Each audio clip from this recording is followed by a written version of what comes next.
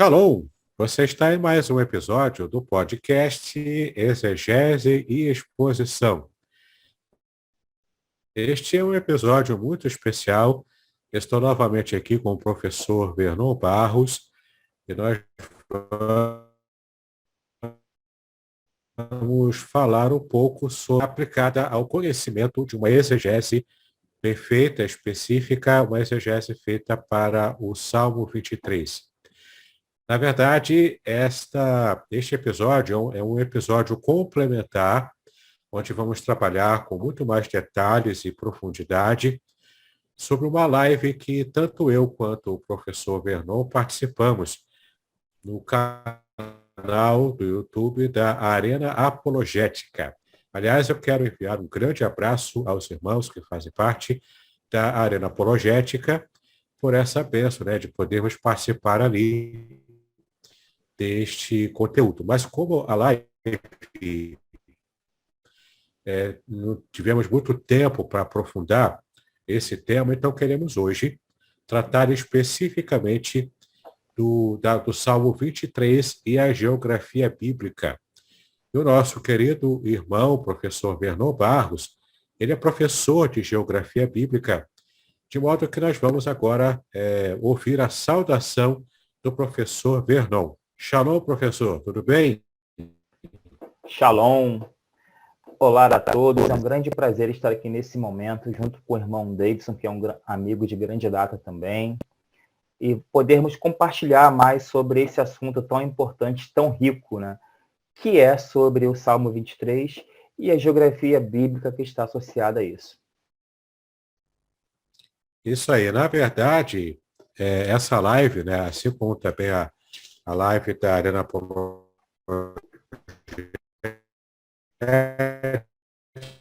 foi também para mostrar, estamos apresentando para o grande público.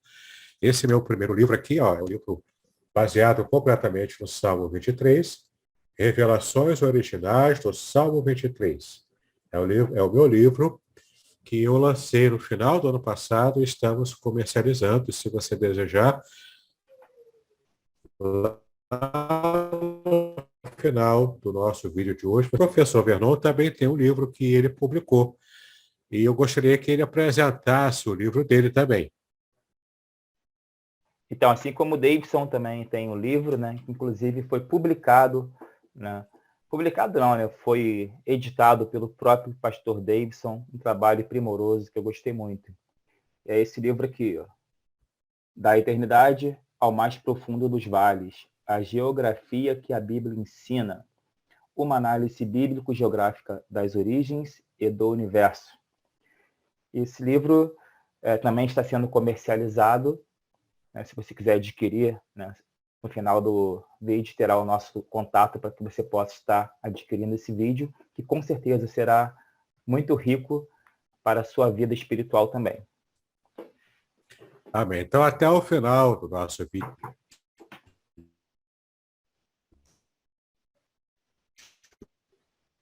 hoje você vai saber. Professor Vernon, nós já vamos começar então a tratar do nosso conteúdo. E eu vou apresentar para vocês aqui uma página do meu livro, para que a gente comece a falar sobre alguns aspectos do conhecimento geográfico que é importante que a gente ter para poder compreender adequadamente o conteúdo do Salmo 23. Muito bem, então o que nós estamos tentando perceber aqui é que o Salmo 23, para quem for ler o meu livro, você vai perceber que o Salmo 23 tem duas imagens que aparecem ali. A primeira imagem é a imagem normal do pastor e das ovelhas, que é a mais conhecida, que vai do versículo 1 até o versículo 4.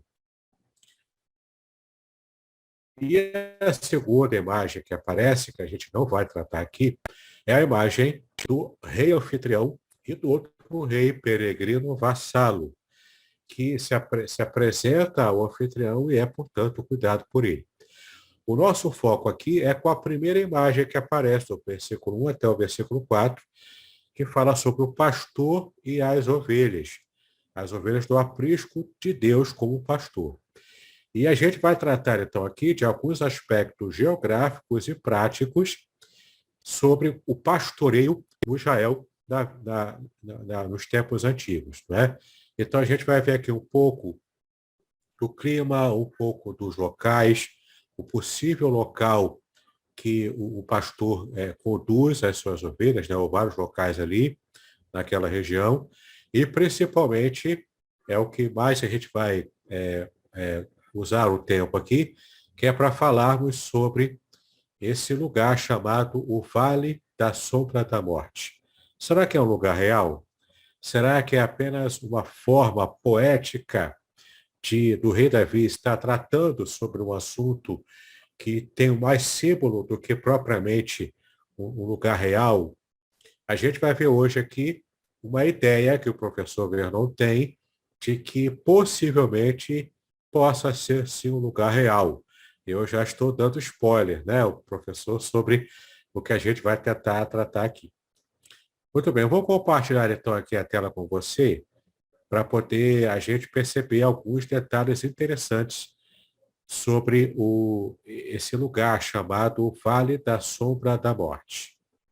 E vamos começar então a tratar sobre esse material. Eu estou aqui com a página do meu livro aberta, o capítulo 4, cujo título é Como o Pastor Não Temo o Mal, que trata justamente do versículo 4. E vamos então ler aqui alguns aspectos para que a gente possa entender um pouco mais sobre esse Vale da Sombra da Morte, tá bom? Aqui no livro você vai ter acesso ao versículo, né, com essa tradução interlinear, e de versículo por versículo, né? Você vai ter acesso a isso. Então, eu vou adiantar aqui um pouco, porque o que nos interessa é essa parte aqui, ó.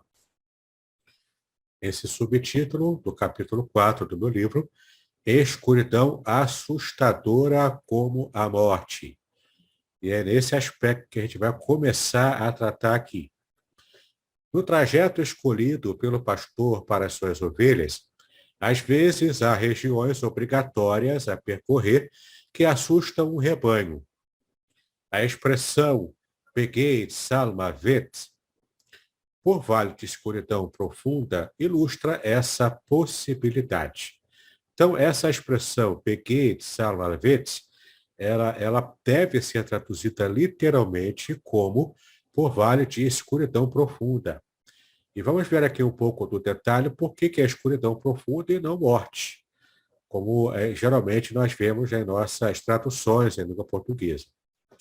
Alguns linguistas discutem que o termo hebraico Samavet, de escuridão profunda, está relacionado com a palavra Kadiat Selem, que significa profunda escuridão.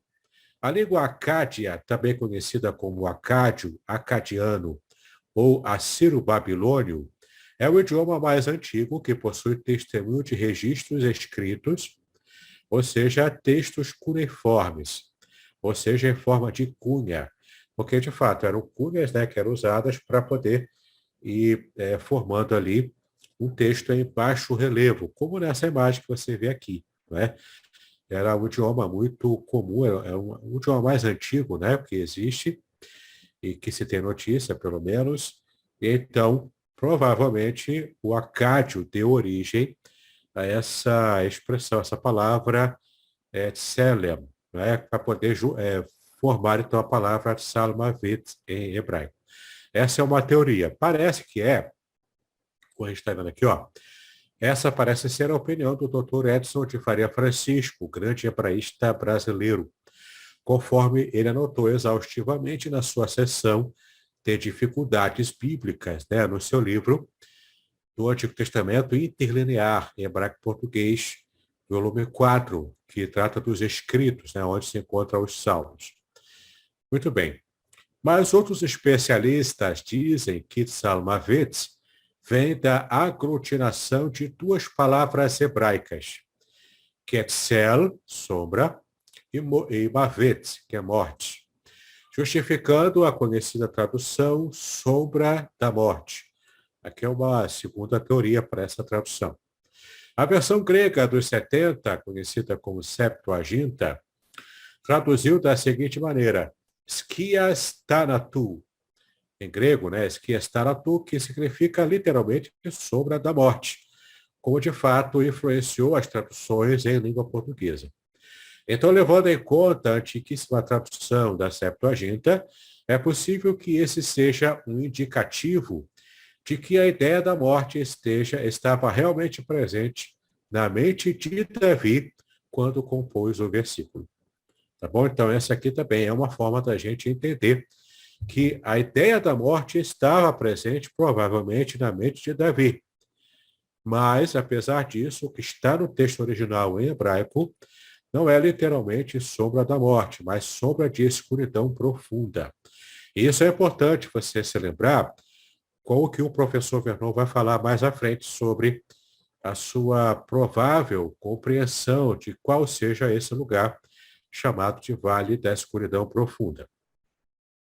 Bom, mas isso não quer dizer que a composição da palavra de Salmavet, de escuridão profunda, tenha de ser necessariamente esta da última opção, ou seja, a da continuação das duas palavras hebraicas. A tradução da Septuaginta pode indicar apenas que a ideia da morte estava presente, sim, na mente do salmista. Tratando ainda do termo hebraico, observe o seguinte. Esse termo aparece cerca de 20 vezes no Antigo Testamento. Obviamente, ele denota uma intensa escuridão que representa perigo extremo para a ovelha. Você tem algumas passagens aqui que você pode depois olhar com calma. Então, de trevas e morte se adequa a este contexto específico, visto que é o vale da sombra da morte que os maiores perigos, como de um predador, por exemplo, espreitam as ovelhas. Este comentário aqui é feito na Bíblia de Estudo King James 1611.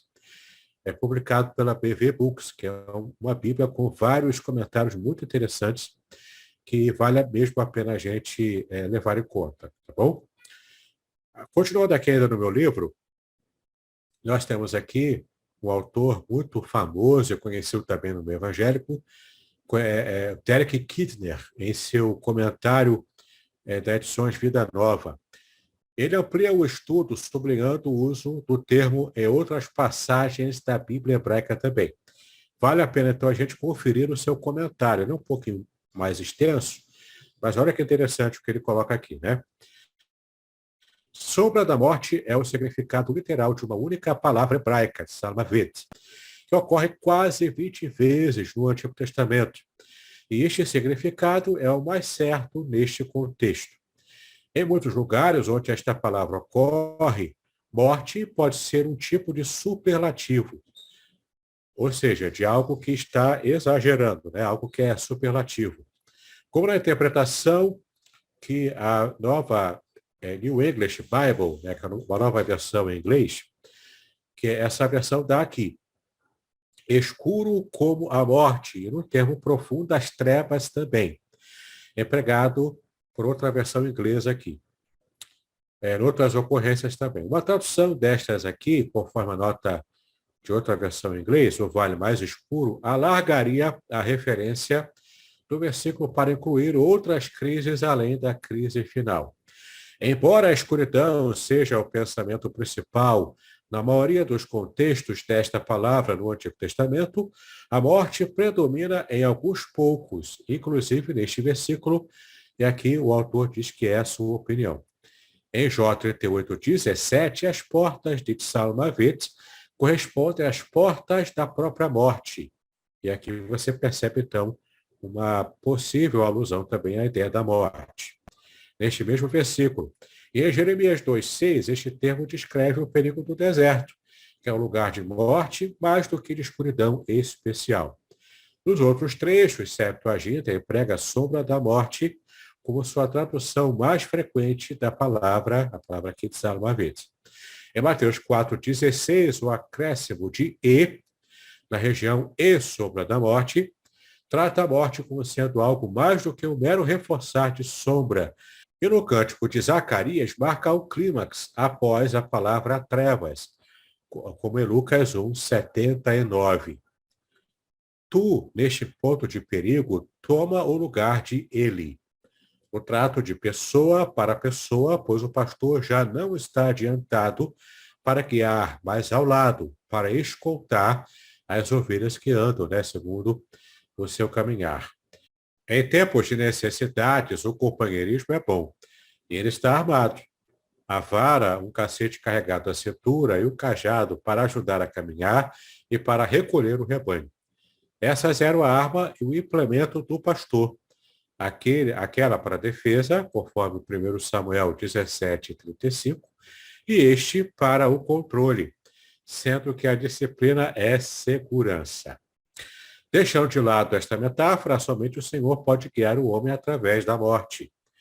Todos os demais guias voltam para trás e o viajante tem que prosseguir sozinho. Veja que interessante, então, esse comentário de Derek Kidner, né? O comentário dos Salmos, de 1 a 72, dos livros 1 e 2 dos Salmos, né? Publicado por Vida Nova.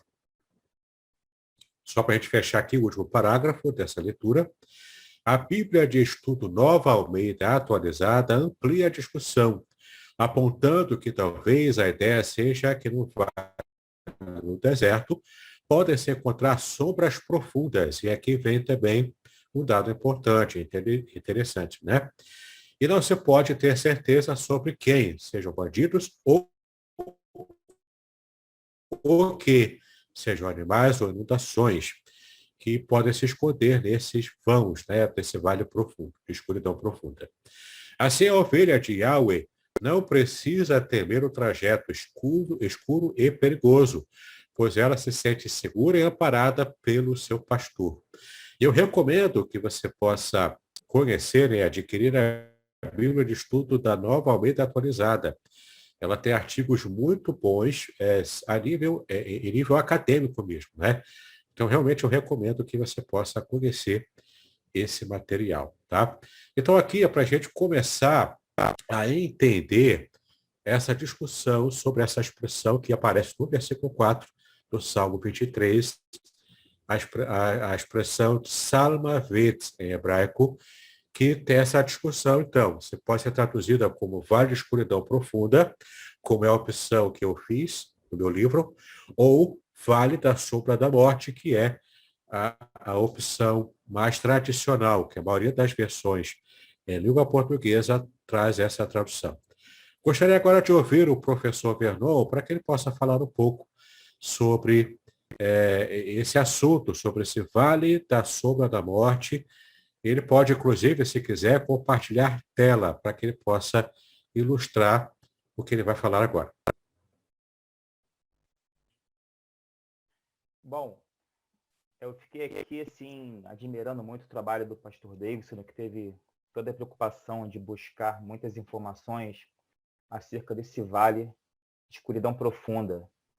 E eu, antigamente, não tinha essa ideia, né, de que esse vale, conhecido como da sombra da morte, fosse um vale, digamos, mais geográfico, porque um vale profundo é justamente isso, um vale escuro, que pode abrigar vários perigos, né? Eu não tinha essa ideia.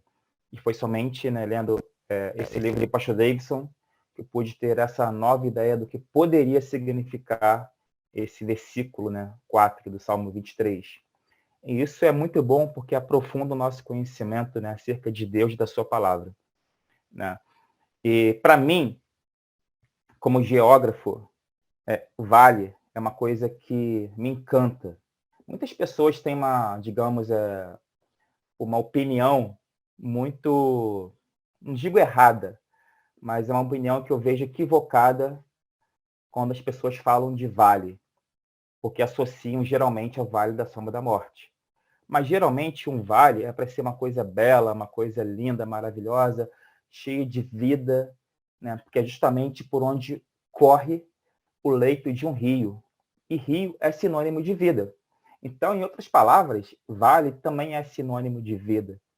Apesar de que naquela região, por ser uma região desértica, os rios não estão em todo o tempo correndo por esses vales.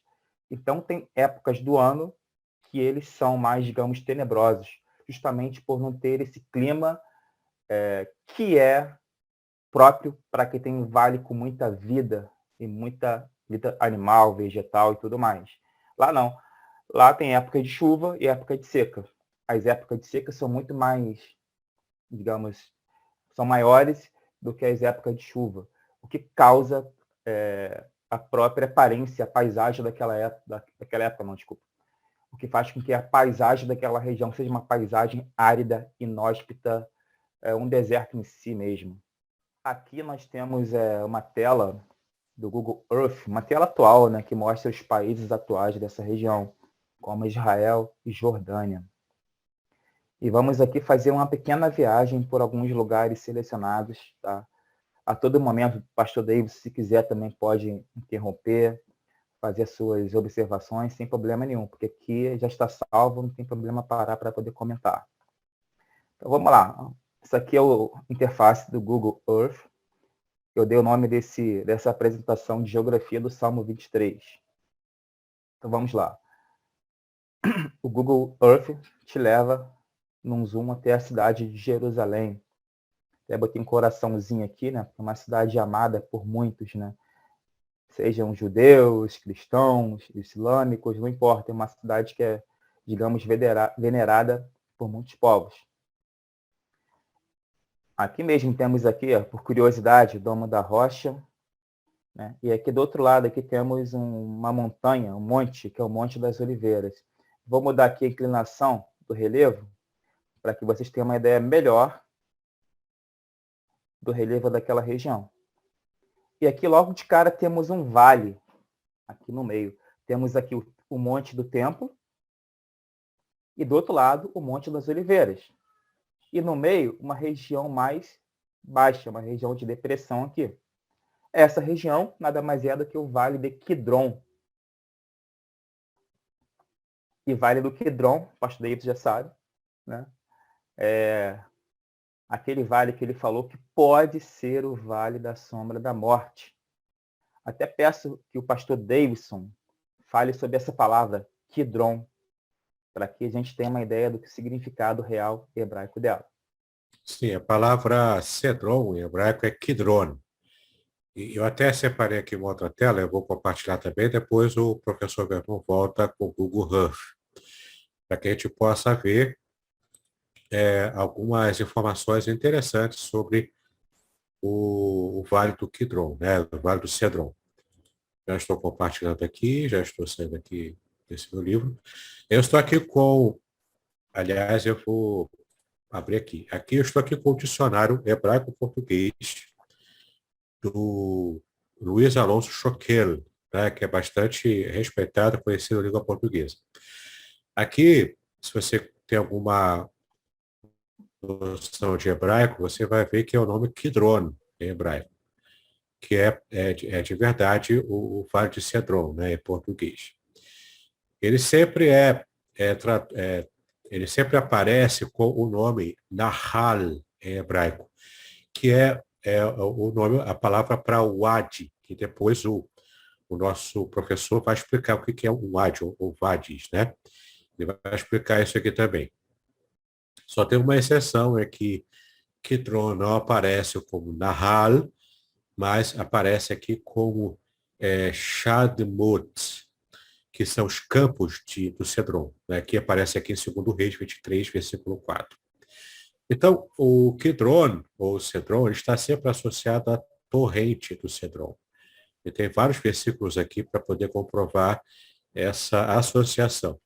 Trata-se do Wadi Siti Maria, que corre em direção ao sul, entre Jerusalém, e também o Monte das Oliveiras, como o professor Vernon nos ensinou aqui. Eu estou aqui agora com outro dicionário, um dicionário internacional de teologia do Antigo Testamento, que nos vai nos dar uma compreensão um pouco melhor do que é o Adi, que é a palavra Nahal, né, em hebraico, que é a raiz como Nahal mesmo, né, que é o Adi ou torrente. E também pode ser classificado como palmeira, mas aqui, nos contextos que a gente está analisando, o Adi ele faz referência à torrente. Nahal na verdade, um Wadi ou uma torrente. Segundo o dicionário, então, Nahal como o Wadi, torrente, vale de torrente, rio, poço de mina, Este substantivo geralmente se refere ao leito seco de rio ou à ravina, que na estação das chuvas torna-se uma torrente caudalosa, como também a torrente resultante. O ugarítico, que é uma outra língua tão antiga quanto o acadiano, né? Então, o ugarítico e o acadiano narlo têm o mesmo significado. A palavra também pode indicar um ribeiro ou rio perene. A ocorrência da palavra em Jó 28,4 é aparentemente um rapax no sentido, desse sentido de um leito de um rio, né, de uma torrente. Rapax é uma expressão latina técnica dentro da teologia que é conhecida como rapax legomenon, que é uma expressão que aparece uma única vez em toda a Bíblia. Então, aqui ele está dizendo que nesse contexto, a palavra nahal, como aparece aqui, é de fato um rapax legomenon, tá bom? Nesse texto de Jó. Sinônimos de torrente, rio, são nahar, curso d'água permanente, e eor, que procede do egípcio também, ribeiro, como canal, geralmente apenas para referir-se aos cursos de água também do Egito. Temos ainda Peleg, canal de irrigação, a Pik, a parte mais profunda e central de um vale em que flui água também. E aqui também, veja-se também Ubal, né, que é sinônimo de vale fluvial. Muito bem, então, nós temos aqui várias ocorrências que você pode ver com calma, depois, se você tiver o dicionário internacional de teologia do Antigo Testamento. Tem muitas informações interessantes sobre a palavra nahal, né, com esse sentido de wadi, que o professor Vernon já vai dar as informações geográficas sobre o que significa isso. Mas eu quero chamar a atenção para esse trecho final aqui desse verbete no dicionário, né?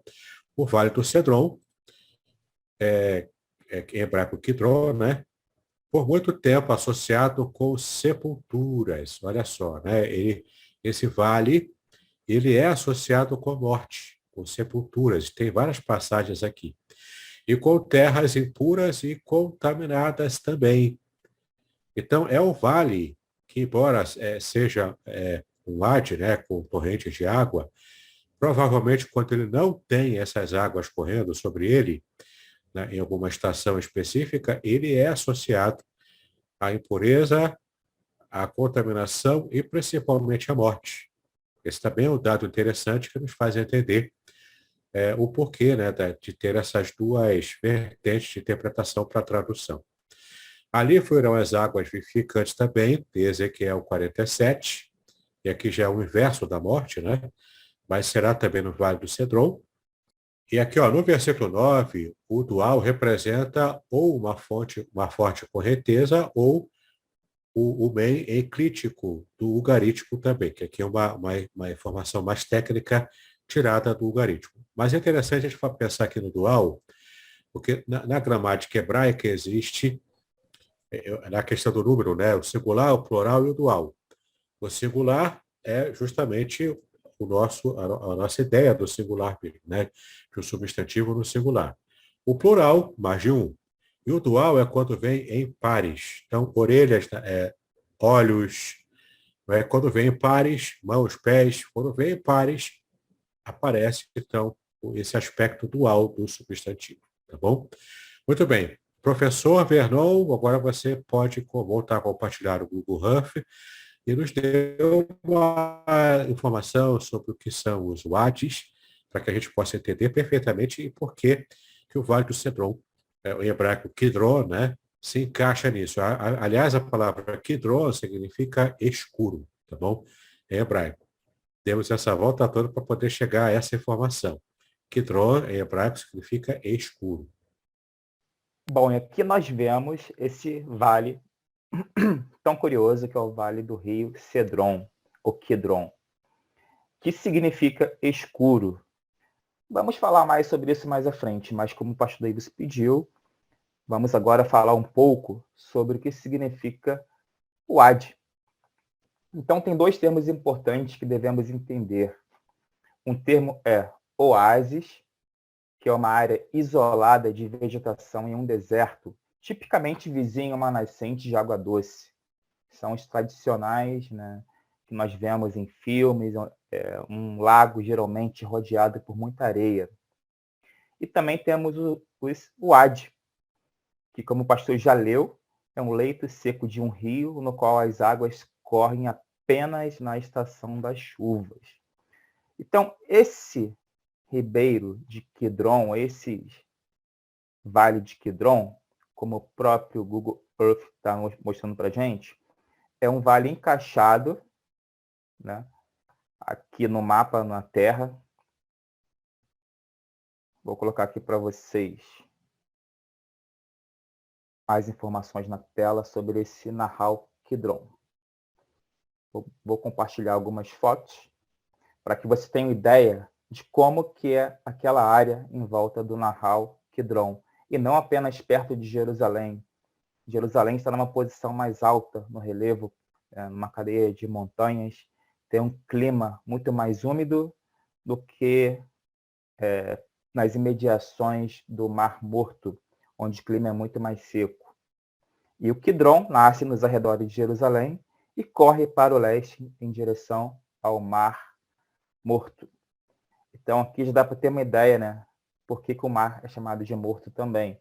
Porque ele é rodeado de desertos. Como vemos, são desertos e não são desertos de areia, aqueles tradicionais que nós vemos, como, por exemplo, o deserto do Saara. Na verdade, existem vários tipos de desertos. Também temos desertos gelados, de gelo, desertos quentes, como o do Saara. E esse que é muito mais pedregoso que está na tela. Vamos ver mais fotos. Aqui, ó, dá para ver um vale por onde, hipoteticamente, esse rio Ribeiro de Quidron poderia estar correndo. Mas, por ser uma época seca, não é o que ocorre. Aqui já é uma cachoeira, nesse mesmo vale. Olha que bonito. Agora você imagina um lugar que é seco, inóspito, sem vida. Quando a água chega, ela muda completamente a paisagem. E não é à toa que esse rio Quidron também foi alvo de uma profecia que vamos falar também daqui a pouco, que muda completamente a paisagem do mar, inclusive vai mudar o Mar Morto em um mar cheio de vida. Aqui já temos uma outra foto. Com certeza temos uma revegetação nas imediações, parece que é mais próximo ali de Jerusalém, que dá para ver aqui uma região de mais casas no canto superior esquerdo. Olha ele aí. Suas águas, não dá para saber se são poluídas ou não, mas dá para ver que tem uma sujeira aqui, partes azuis. Ou seja, desde os tempos bíblicos, esse rio continua sendo poluído. Incrível. O ser humano consegue acabar com a natureza divina que Deus criou. Sem precedente. Aí, essa é uma nova foto do Nahal Quidron, mas nas imediações de Jerusalém. Totalmente urbanizado, e muitas vezes com a urbanização, leitos de rios somem, porque se passa com asfalto por cima, pontes. A urbanização geralmente rouba o leito do rio para que tenha mais espaço para casas e outros atributos urbanos. Mas, enfim, este é o Nahal Quidron com algumas de suas imagens. Então, olha só, aqui temos o deserto da Judéia, que é o deserto que o rio Quidron atravessa até chegar aqui no Mar Morto. Repara, aqui temos o Mar Morto, e o Nahal Quidron está entre Jerusalém, atravessa todo o deserto da Judéia, até desaguar no Mar Morto. E para que você tenha uma ideia, olha só, vou novamente aqui dar uma inclinação no Google Earth, para que vocês vejam, para que vocês vejam que esse rio, ele corre pelas partes mais baixas do relevo, subindo até Jerusalém. O Google, infelizmente, não dá muitos detalhes, né, mais profundos de como seriam essas áreas por onde o rio corre.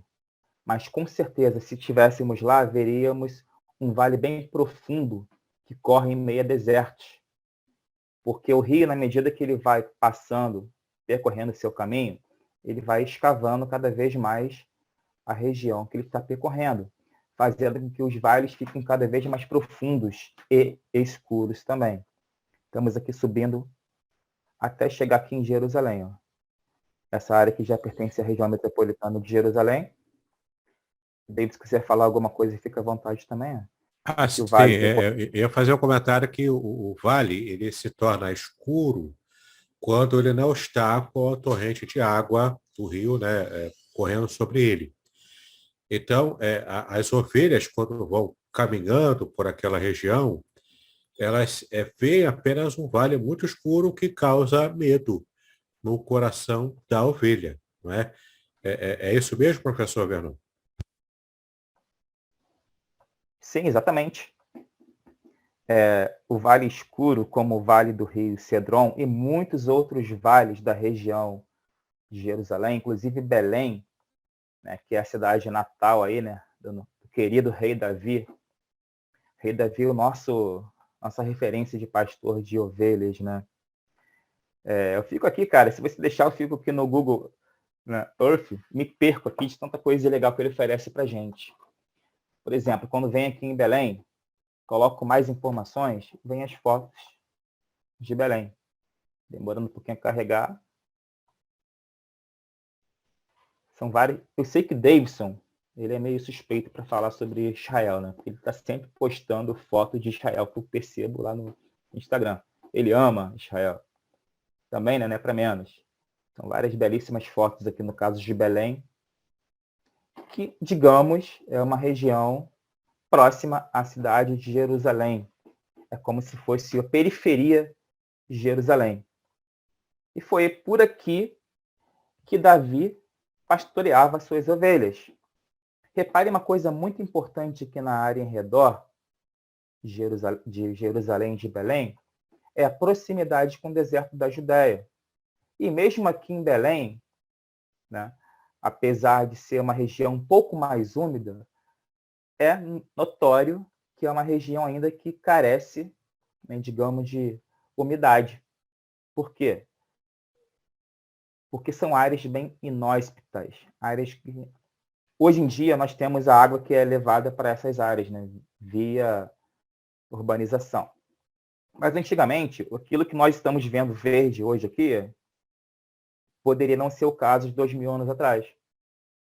Como aqui, por exemplo, ó, essa região, vocês podem ver que é uma região totalmente árida, inóspita. E do ladinho aqui, temos áreas verdes. Por que isso? Porque a urbanização, né, com saneamento básico, trouxe água, né, e esgoto para muitas áreas que não havia antigamente. E esse acesso à água transforma realmente muitas dessas colinas que estão aqui em volta de Belém. Mas se formos voltar na época de Davi, com certeza essas áreas verdes seriam muito menores. Repare que é um vale bem profundo, onde passa um pequeno riacho também. De um lado, inóspito, de outro, mais esverdeado, né? Significa que existe uma certa irrigação ali. Quer comentar alguma coisa, Davidson, em relação aqui a Belém? Não, eu estou satisfeito. É só para a gente entender que, como Davi, por exemplo, era natural de Belém, não é? Pode ser que ele estivesse guiando seus rebanhos por essas regiões que você acabou de mostrar. É possível, né? É extremamente possível, sim. Né? Já que, por exemplo, ele nasceu em Belém, provavelmente cresceu em Belém com a sua família. Né? Inclusive, né, tem aqui uns versículos para até poder ilustrar esse pastoreio, né, por Davi. Por exemplo, em 1 Samuel 17,15, fala: Davi, porém, ia e voltava de Saul para apacentar as ovelhas de seu pai em Belém. Ou seja, a Bíblia fala claramente que Davi pastoreava suas ovelhas na região de Belém. E nisso que Davi ia e voltava, né, até o exército, né, para, por exemplo, visitar seus irmãos, levar comida, por exemplo, para seus irmãos. Então ele ia e voltava. E em Samuel 17:20 fala uma coisa curiosa também em relação ao pastoreio de Davi. Davi então se levantou de madrugada, pela manhã, e deixou as ovelhas com um guarda. Ou seja, Davi não deixava as ovelhas sozinho. Por quê? Até por causa dos perigos também, né, que havia na região. Não apenas perigos em relação a animais, né, perigosos, mas também a próprias pessoas que poderiam roubar o rebanho. Enfim, a vida da ovelha nunca foi uma vida fácil, né, pastor? Se torna um pouco mais fácil quando o pastor é dedicado, amoroso, né? Mas quando é um mercenário que está ali só pelo salário, aí o rebanho pode correr perigo, né? Pois é. Que detalhe é o seguinte, o próprio Davi, quando foi lá levar, né, a comidinha lá para seus irmãos, né, fazer um agrado lá, levou uma bronca do seu irmão Eliabe. Sabe, conhece essa história, pastor? Sim, com certeza, né? Então, eu vou ler aqui o versículo, 1 Samuel 17:28. Inclusive, nos traz um dado interessante. E ouvindo Eliabe, seu irmão mais velho, falar àqueles homens, no caso Davi falando com alguns homens, né? Acendeu-se a ira de Eliabe contra Davi e disse: Por que descestes aqui? Ou seja, aqui já tem um dado geográfico muito interessante. Por que descestes aqui? Como eu falei, a região de Jerusalém e Belém era uma área mais alta. Aqui, como era um embate contra os filisteus, né? Contra Golias, aquela região mais a oeste de Jerusalém, ou seja, descendo, digamos, a montanha em direção ao mar Mediterrâneo. Tem direção até um outro Nihal, né? Que é o Nahal, né? Desculpa, de Elá, o Vale de Elá, por onde teve aquela batalha dos judeus contra os filisteus. Há até um dado também cultural, não apenas geográfico, né? De fato, Jerusalém, ela está, né, numa colina, ela está mais alta. Mas há um dado cultural também. Mesmo que não fosse tão alto assim Jerusalém, se diz que eu vou subir a Jerusalém e nunca que eu vou descer a Jerusalém. Né? Imagine que alguém está no monte ainda acima da cidade de Jerusalém. Então ele não disse eu vou descer até Jerusalém. Eu vou subir, sempre subindo, porque é uma questão cultural, o modo de se falar assim na época bíblica. Assim, bem interessante esse dado também. Mas nesse caso, né, o Davi desceu de Belém, que inclusive é verdade, né, nos arredores de Jerusalém também. Mas é que ele fala, com quem deixastes aquelas poucas ovelhas no deserto? Esse dado é muito interessante. Davi veio de Belém, em direção aos seus irmãos. Deixou suas ovelhas com guarda e seu irmão confirmou que ele deixou aquelas ovelhas numa região desértica. Ou seja, Belém, por mais que tenha uma certa proximidade com Jerusalém, ainda assim existem muitos desertos nos arredores, por onde os pastores levavam suas ovelhas para pastorear. Isso é um dado importante, porque diferenciar deserto também é uma coisa muito importante que precisamos fazer. Como já falei, nem todo deserto é igual. O deserto da Judéia é um deserto mais pedregoso, um deserto que, quando você olha a paisagem, você não vê uma quantidade enorme de areia. O que você vê são pedras e mais pedras em cima de pedras, e montanhas rochosas formadas em grande parte por arenitos que são escavados pelo rio, formando vales profundos. Principalmente quando esses rios, né, são enchidos pelas chuvas de inverno. A época mais chuvosa lá em Israel geralmente corresponde a dezembro, no inverno, onde as chuvas caem em torrentes. E o termo corrente é muito interessante porque ele desce com uma velocidade grande e uma violência grande. E isso faz com que se escave ainda mais esses vales por onde o rio corre. aprofundando cada vez mais e tornando esses vales cada vez mais tenebrosos, mais sombrios, digamos assim. E para uma ovelha, um vale profundo, que você não consegue descobrir o que está na outra esquina, pode ser alguma coisa bem perigosa. Até retornando aqui um pouco à informação dos tipos de deserto, né, como você descreveu, a sua informação de que os desertos das terras bíblicas são desertos pedregosos. Foi justamente no deserto que Cristo foi enviado, né, pelo Espírito Santo para ser tentado, para o deserto da Judéia. E, de fato, a primeira tentação que o diabo fez para Cristo foi que ele pudesse transformar as pedras em pães. Porque, como o deserto ele tem essa característica de ser pedregoso, o que não faltava ali era pedra, tinha em abundância. Então, de fato, quando o diabo fala, olha, você pode transformar pedras em pães, ou seja, você não precisa passar fome, porque pode ter aqui fartura de pães, caso você transforme esse monte de pedras aqui nesse elemento, o pão, não é? Estou compartilhando aí agora com vocês uma foto do deserto da Judéia, para onde Cristo foi levado. Repara a quantidade enorme de pedras. Consegue observar, pastor? Sim, dá para perceber várias pedras, né? Vários tamanhos e a própria rocha ali, né, que a pessoa pode escalar, é pedra, né? Não é areia, é pedra, No de caso, fato. são pedras que são chamadas também de arenitas, Sim, porque eles foram depois, são pedras de rocha sedimentar, que são formadas ao longo do tempo geológico, né?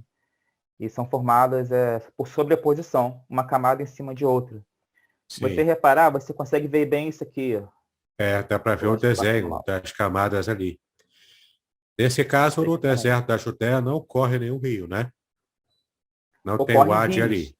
Também corre Sim, aí? existe vários wadis que correm pelo deserto da Judéia. E são eles os responsáveis, por exemplo, de aprofundar esses vales. O Sim. próprio Kidron, ele corre, sai de Jerusalém aqui, ó. Cadê Jerusalém aqui? Ele desce em direção ao Mar Morto, passando no meio do deserto da Judéia. Ah, sim. Um outro exemplo, aqui mais embaixo, é Engedi. Deixa eu Enguedi, colocar né? aqui para você. Isso, Sim. Engedi. Que é também um outro Nahal, né? Aqui vou clicar em mais Sim. informações. Olha que bonito, pastor. Linda. Uma cachoeira, né? Olha que coisa Uma linda. cachoeira. Vou voltar aqui para as pessoas poderem ver com Sim. mais detalhes. Linda Repara aí, cachoeira. repara que a cachoeira está descendo em camadas de rochas. Camada de rocha. Parece até uma escada escavada na rocha, né? Mas não é. É natural isso. Exatamente, é natural. Bacana. Inclusive, nesse lugar, em Ged, tem um parque nacional, um parque natural lá que as pessoas podem visitar, que é muito bonito. Olha só isso. Lindo, né? Nem parece deserto. Olha a vegetação. Pássaros ali. Isso aqui é no parque natural, tá? Sim. É uma área que foi, digamos, em torno desse rio, desse oásis, né, que podemos chamar de oásis também, porque a água propiciou essa vegetação aí nesse local.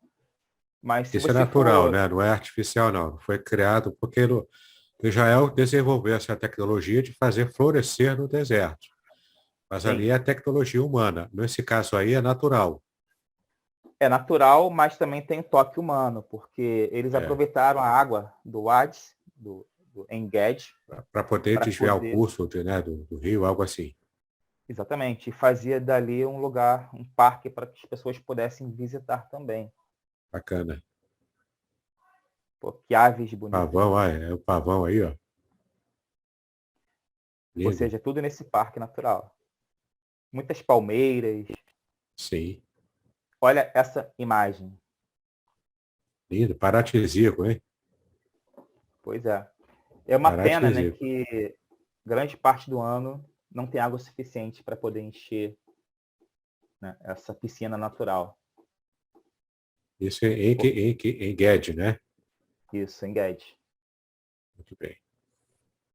Bom, voltando aqui então, porque essa parte do clima, infelizmente, né? Infelizmente não, né? Mas Israel, ao mesmo tempo que teve muita sorte, porque tem um rio ali que corre, o Rio Jordão, e ter partes altas que seguram as nuvens, provocando a chamada chuva orográfica na região de Belém, Jerusalém, as partes mais altas.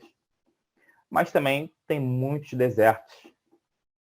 E isso é um dado importante que eu quero até comentar sobre o clima aqui da região com vocês. Então, em relação ao clima, é importante falar que um versículo bíblico que está em Deuteronômio 11, versículos 10 a 12. Resume bem o clima da Terra Santa. E nada mais do que um versículo bíblico para poder explicar para nós sobre como que é o comportamento desse clima lá. Diz assim: porque a terra que passas a possuir não é como a terra do Egito, de onde saíste, em que semeavas a tua semente e a regavas com o teu pé, como a uma horta. Repara, está diferenciando a terra do Egito da terra de Israel. No Egito, não chovia praticamente nada. Então, tudo que eles semeavam era preciso ser regado com o pé com as águas do rio Nilo. Continuando o versículo. Mas a terra que passais a possuir é terra de montes e de vales. Da chuva dos céus beberás as águas. Esse fator é muito importante. Como eu falei, aquela região mais montanhosa segura a chuva. Chuvas orográficas, elas tendem a acontecer devido à nuvem que vem do mar Mediterrâneo. Quando ela encontra uma montanha, ela é obrigada a subir. Nisso que a nuvem sobe, esfria as gotículas de água que tendem a cair em forma de chuva. E é por isso que aquela região mais alta de Jerusalém, do Vale Central ali de Israel, do Vale Central não, da região montanhosa central de Israel, é uma região que chove mais, como a própria Bíblia afirmou aqui. Da chuva dos céus beberás as águas, diferentemente do Egito, que lá não chovia praticamente nada. Toda a fonte da água vinha do rio Nilo. Já em Israel não é bem assim. A chuva, e essas chuvas, mesmo que sejam sazonais, ocorrendo principalmente no final do ano, no inverno, eram chuvas regulares, sempre chove em Israel. Fato que não acontecia lá no Egito. E essas chuvas alimentam os rios que descem na forma de torrentes e chegam tanto ao Mar Morto quanto ao Mar Mediterrâneo. Então, só para finalizar, terra que o Senhor teu Deus tem cuidado. Ou seja, vemos que Jerusalém, aquela região de Israel é especial, porque a Bíblia fala que aquela área é uma região especialmente cuidada por Deus. Os olhos do Senhor teu Deus estão sobre ela continuamente, desde o princípio até o fim do ano. Quem quiser conferir, Deuteronômio 11, 10 a 12. E outros dados interessantes também de clima da região também está em Jó 37, 9. As tempestades violentas vêm do sul e o frio vem do norte. Aqui no Brasil, o frio vem do sul, né? Porque estamos no hemisfério sul. Então, quando chega uma frente fria, ela vem do sul. E já como Israel está no hemisfério norte, toda frente fria que chegar naquela área, ela com certeza virá do norte. E a Bíblia também registra isso. Como também em Provérbios 25, 23, fala o seguinte: o vento norte traz chuva, e a língua fingida, o rosto irado. Isso é só uma palhinha do que a Bíblia fala sobre o clima da região, que é muito interessante. Algum comentário, pastor? Sim, é bem interessante a gente perceber que o texto bíblico, né, diz que era a terra que mana leite e mel. E às vezes a gente tem uma noção errada do que seria esse leite e mel, né? O leite que a Bíblia se refere sobre Canaã é o leite de cabras, do ponto de vista cultural, né? E também do produto que se é bastante abundante ali. Então, quando fala leite e mel, é o leite de cabras, e o mel não é o mel que nós conhecemos tradicionalmente aqui no Brasil, o mel de abelha. É o mel de tâmaras, aquela fruta tâmaras que se produz o mel, aquele sumo, né, da tâmara bem adocicado. Esse é o mel que a Bíblia se refere, porque de fato tamareiras são muito abundantes na região de Canaã, na região de Israel. Muito bem, professor Vernon, tem mais algum detalhe interessante que você queira explorar sobre o Salmo 23 e a geografia que está contida nesse salmo? Sim, sim, com certeza. Se deixar, tem muito pano para manga, né? Mas uma coisa que eu não sabia era essa questão do mel.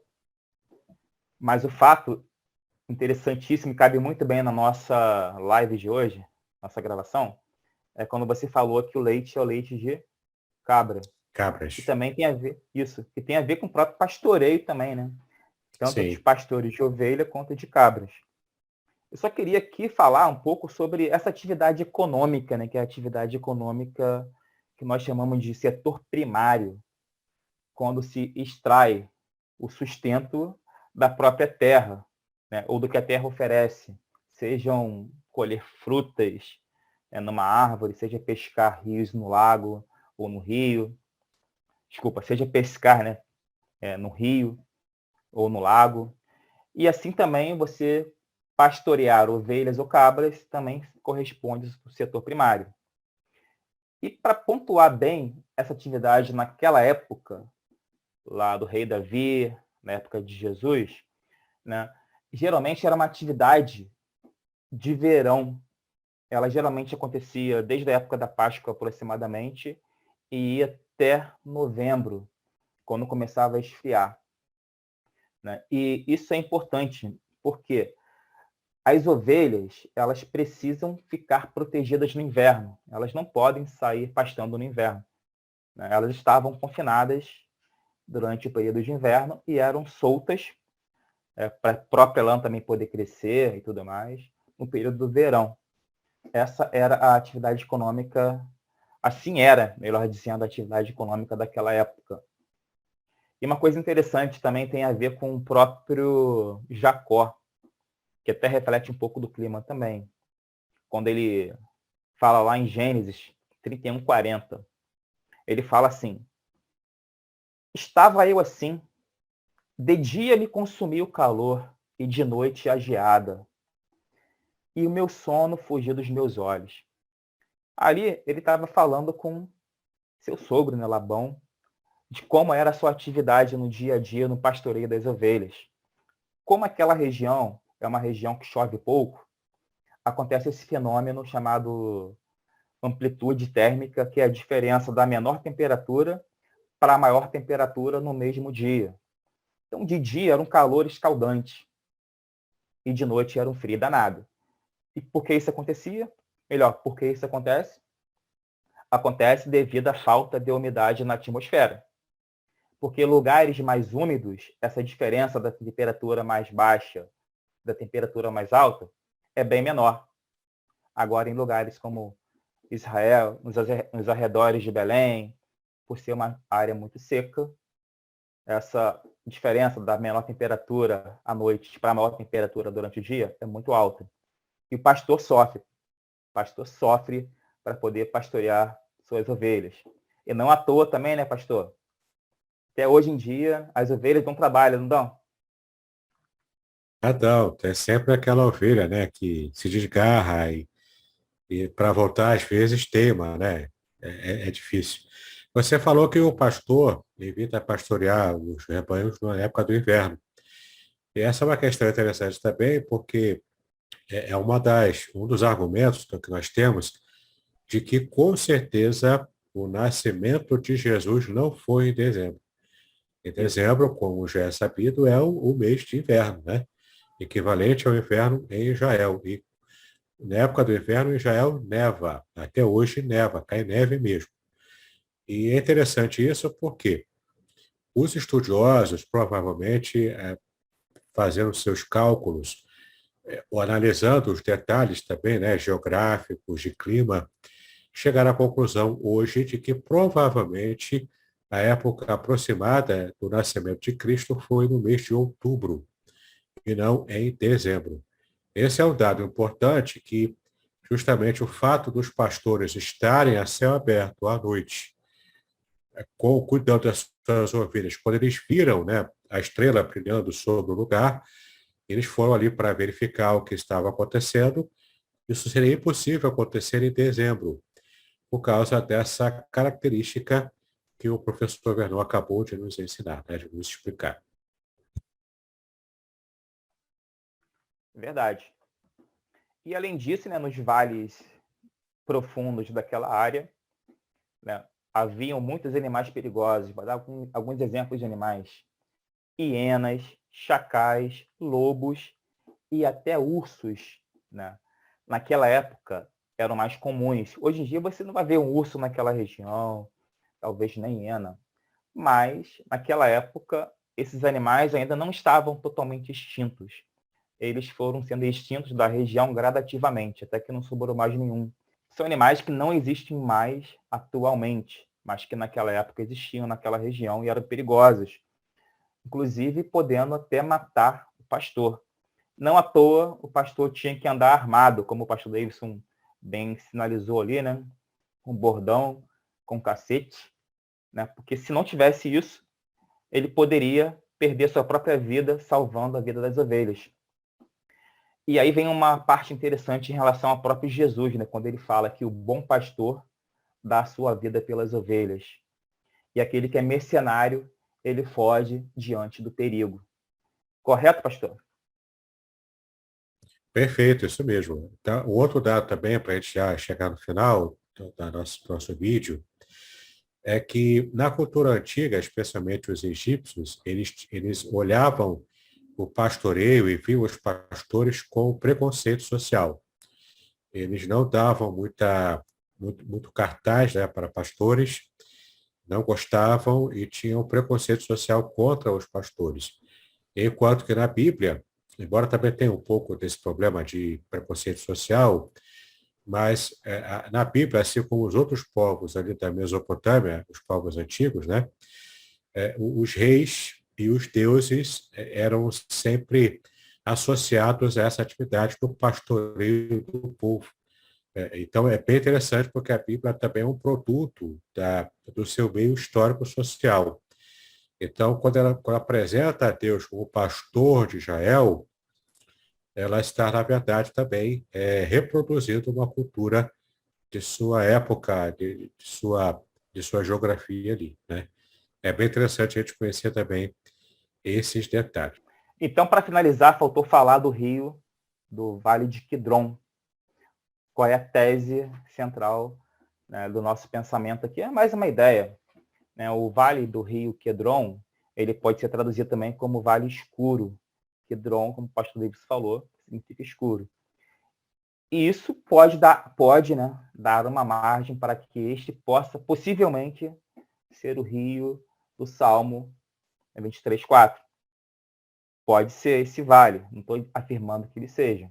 Mas por ele passar próximo justamente aos lugares de pastoreio do rei Davi, então provavelmente seria um vale muito propício de ser encaixado, né, nesse versículo 4. E não apenas por isso, como o pastor Davis falou também, era um vale que tinha muitas sepulturas, muita poluição. Vou ler um versículo aqui só para vocês terem uma ilustração sobre como que esse rio Cedron era maltratado pelos contemporâneos à época. Está em 2 Reis 23:6. Fez também tirar o bosque fora da casa do Senhor, fora de Jerusalém, ao ribeiro de Quedron, e queimou-o no ribeiro de Quedron, e tornou-o em pó, e lançou o pó dele sobre sepulcros dos filhos do povo. Ou seja, havia um bosque onde as pessoas também tinham uma relação de idolatria. Esse bosque foi queimado e lançado no ribeiro de Quidron. Ou seja, a poluição desse ribeiro era muito grande. E poluição também pode ser sinônimo de morte. Fora isso, era uma área com muitos sepulcros. E uma outra passagem bíblica que fala sobre isso está em 2 Crônicas 29:16. E entrando os sacerdotes dentro da casa do Senhor para limpá-la, tiraram toda a imundícia que acharam no templo do Senhor, ao átrio da casa do Senhor, a qual tomaram os levitas para tirá-la fora ao ribeiro de Quidrom. Ou seja, era muito comum tudo quanto era imundície ser jogada no ribeiro de Quidrom. Então, o rio poluído não pode ser um rio que a ovelha pode ir lá e se alimentar, matar sua sede, né? Um rio poluído, ainda mais com, digamos, não digo coliformes fecais da população que vivia em volta, mas também com carne em decomposição que infiltrava pelo lençol freático e contaminava as águas. Isso também pode provocar doenças e morte. Então, quando Davi, se for o caso, pastoreava pelo ribeiro de Quidrom, ele não poderia deixar suas ovelhas tomarem daquelas águas, pelo fato de serem muito poluídas. Fora isso, o vale ser escuro e poder abrigar também outros perigos. Quando a gente estuda, né, faz uma exegese bem feita, considera os dados geográficos, históricos, culturais, isso traz o texto bíblico com mais relevo, né? Inclusive até considerando informações arqueológicas. Muito bem, então estamos de fato encerrando o nosso vídeo e eu quero novamente falar com vocês sobre o meu livro, Revelações Originais do Salmo 23. Aqui eu analiso palavra por palavra o Salmo 23, em todos os seus versículos na língua original em hebraico. Trago também algumas informações, como essa que nós vimos no vídeo de hoje, informações de cunho histórico, cultural, geográfica, que vão te ajudar a compreender de verdade o Salmo 23 em toda a sua amplitude. Se você quiser adquirir o livro, basta fazer contato comigo. Você pode fazer contato aqui mesmo pelo canal do YouTube, lá nos nossos comentários, você faz lá o seu pedido, manda o seu contato que eu faço. Eu mando para você, então, as informações para você adquirir e vai chegar na sua casa o livro Revelações Originais do Salmo 23. Professor Vernon, quem quiser adquirir o seu livro, como que pode fazer para adquirir? Pode falar com você também, né? Que você pode ser o mediador aí, né? Entre mim e quem quiser adquirir o livro. Ou também pode entrar no site da Amazon e comprar a versão digital. Só chegar lá e pesquisar ou pelo meu nome, né? Vernon Barros, ou pelo nome do livro, Da Eternidade ao Mais Profundo dos Vales, a geografia que a Bíblia ensina, que também vai levar direitinho lá para o link, mas eu prefiro o livro físico, né? Então, quem quiser o livro físico para poder manusear as páginas, pode entrar em contato comigo no telefone 21 99 690 8874 pelo WhatsApp. Isso aí, é só enviar, então, a mensagem, né, para o WhatsApp do professor Vernon. O meu WhatsApp também, para quem quiser fazer contato, é 021 998 585402. Muito bem, professor Vernon, suas considerações finais. E assim estamos já chegando ao final do nosso vídeo de hoje. Foi um prazer estar aqui fazendo essa gravação e poder falar um pouco desse Salmo 23, que é um salmo muito maravilhoso, que traz muita riqueza ao nosso coração. Então, para mim, é só dizer que é um prazer estar aqui e espero ter outras oportunidades de poder fazer mais para levar mais conhecimento aos nossos ouvintes.